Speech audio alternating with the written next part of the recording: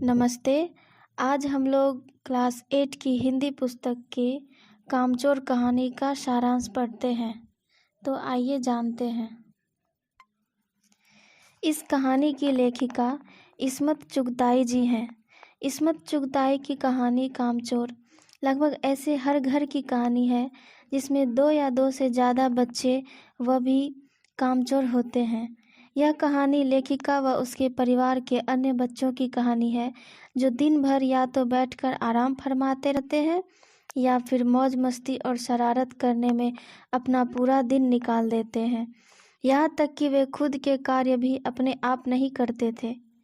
ऐसे में घर के बड़ों ने सोचा कि घर के सारे नौकरों को निकाल दिया जाए और इन निकम्मे बच्चों को घर के छोटे बड़े कामों में हाथ बटाना सिखाया जाए। सोच को हकीकत का रूप देने से असली कहानी की शुरुआत होती है। माँ बाप के बातों को सुनकर बच्चों ने सोचा कि हमें भी कुछ काम खुद करने चाहिए। सो बच्चों ने काम की शुरुआत अपने लिए पीने का पानी खुद लाने से की और फिर सभी बच्चे मटके और सुराहियों से पानी लेने दौड़ पड़े। फिर क्या था, पहले पानी लेने के चक्कर में धक्का मुक्की शुरू हो गई। कोई किसी से डरने वाला नहीं था और कोई किसी की सुनने वाला भी नहीं था। सो वहीं पर फिर से लड़ाई झगड़ा शुरू हो गया।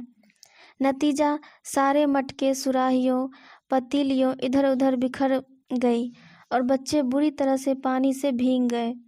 लेखिका की माँ ने फरमान सुनाया, जो काम नहीं करेगा उसे रात का खाना नहीं दिया जाएगा। यह सुनते ही सभी बच्चे काम करने के लिए राजी हो गए। लेखिका की माँ ने बच्चों को कई सारे काम बताए, जैसे गंदी दरी को साफ करना, आंगन में पड़े कूड़े को साफ करना, पेड़ पौधों में पानी देना आदि। साथ में लेखिका के पिता ने बच्चों को इनाम का लालच भी दिया। बच्चों ने अपने काम की शुरुआत फर्श पर पड़ी दरी साफ करने से शुरू कर दी। दरी की धूल साफ करने के लिए बच्चों ने उस पर लकड़ी के डंडों से मारना शुरू किया, जिसकी वजह से दरी की सारी धूल कमरे में फैल गई और बच्चों के नाक और आंखों में घुस गई, जिसकी वजह से बच्चे खांसते खांसते बेदम हो गए। इसके बाद बच्चों ने दूसरा मोर्चा संभाला, आंगन में झाड़ू लगाने का। कुछ बच्चों के दिमाग में यह बात आई कि झाड़ू लगाने से पहले थोड़ा पानी डाल देना चाहिए। फिर क्या था, दरी में पानी डालकर पानी छिड़कने का कार्य शुरू हुआ। काम तो क्या होना था, लेकिन झीना झपटी की वजह से बच्चों ने झाड़ू के तिनके तिनके बिखेर दिए। पानी डालने की वजह से पूरा आंगन व बच्चे कीचड़ से सन गए। खैर, अगला काम था पेड़ पौधों में पानी देना। सारे बच्चे घर की सारी बाल्टियाँ, लोटे, भगोने आदि लेकर पौधों में पानी डालने निकल पड़े। अब पानी भरने के लिए भी लड़ाई झगड़ा धक्का मुक्की शुरू हो गई। नतीजा, सारे बच्चे कीचड़ से सन गए। बच्चों को काबू करने के लिए सभी बड़ों को, भाइयों, मामा मामी, मौसी आदि को बुला लिया गया। फिर पड़ोस के बंगलों से नौकर को बुलाकर 4 आना प्रति बच्चे के हिसाब से हर बच्चे को नहलाया गया। बच्चे यह मान चुके थे कि उनसे सफाई और पौधों में पानी देने का काम नहीं हो सकता है, इसलिए अब वो मुर्गियों को उनके दबड़े में बंद करने का कार्य करेंगे।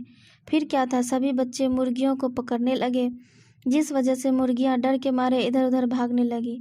डर से भागती मुर्गियों ने घर की रसोई से लेकर पूरे आंगन में खूब उत्पात मचाया, लेकिन उन बच्चों से एक भी मुर्गी दबड़े में नहीं गई।